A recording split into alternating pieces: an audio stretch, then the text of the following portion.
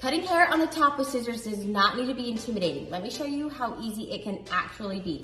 So you start with an inch section down the middle of their hair. We call this the middle mohawk section. Now remember that because I refer back to that in almost every tutorial that I do.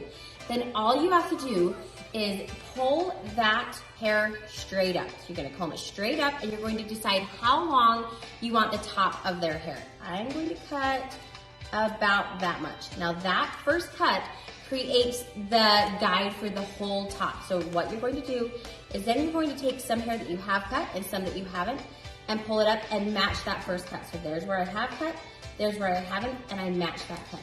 You're going to do this with the whole mohawk section. Comb that straight up so you can see now that that whole section is the same length.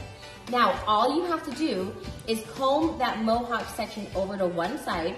You're going to take vertical parts and you are going to pull that straight up and match once again to the first cut. So there's where I have cut, there's where I haven't cut, and I match. Then after I take that section, I'm going to take another little section and pull it straight up and do the same thing. Then you're going to go around down both sides and match everything to that middle mohawk section.